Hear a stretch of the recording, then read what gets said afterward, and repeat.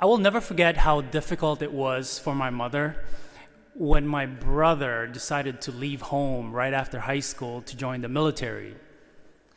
Well, it turns out he ended up serving in the Marine Corps for almost 30 years. The overwhelming pain and sadness that a parent experiences from having an empty nest is indicative of the strong bond, that love, between a parent and a child. And what better feast to celebrate parenting than today's feast, the presentation of our Lord at the temple. The presentation at the temple refers to the purification ritual that a Jewish mother needed to perform to become ritually clean again 40 days after childbirth. It's pretty touching how conscientiously Joseph and Mary observed the tradition of their religion. And for the Holy Family, there was absolutely no tension between commitment to prescribed religion and their personal relationship to God. When we love someone, when we really, really love someone, we get tempted to cling to them tightly.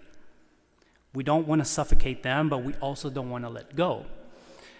But I think sometimes we forget that those we love are not possessions or things we own.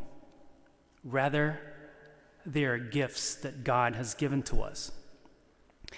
The hardest part for any parent is the lifetime process of letting go of their children in order that they can discover the world on their own and find their role in it, even if it means making mistakes along the way. Mistakes, after all, are not always a bad thing. We are to learn from them. Part of cherishing our own children is loving them enough to release them from our constant care so they can grow.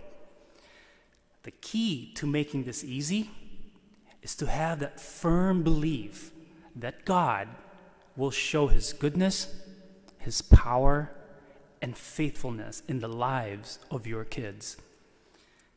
Only then can you as parents be confident that they are in the best of hands, far better than yours. Mary and Joseph are perfect examples of surrendering their child to the Lord, in a way releasing him to do what he has been created to do. The same can be said about one's spouse. A spouse is not a person you own or control. A spouse is a gift that God has put in your lives. Now, I'm going to say you and your because I don't have a spouse. This refers mostly to you. I will never have one. Well, not in the earthly way, of course, as you know. You are to help each other. You are to counsel each other and stand with each other against the challenges of life. A spouse actually is a path to your salvation. Even though, in your moments of weakness or pain, sometimes they might come across as an obstacle or an adversary. But always remember what the sacrament of marriage calls you to do. You are called to offer your spouse up to God with a blessing and ask that you might use that gift and share in that relationship with reverence and gratitude.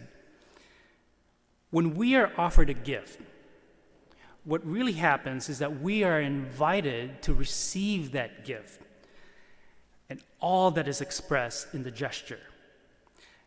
We give people gifts, right, to show them that we are grateful for them, but also that we value the role that they play in our lives. So what gifts have you been given?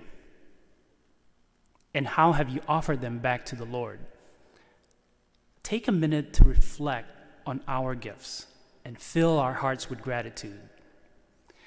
May Jesus, who offered himself perfectly on the cross, give us the gift of recognizing his presence today and each day. And may we also recognize and love the people he presents to us today and each day.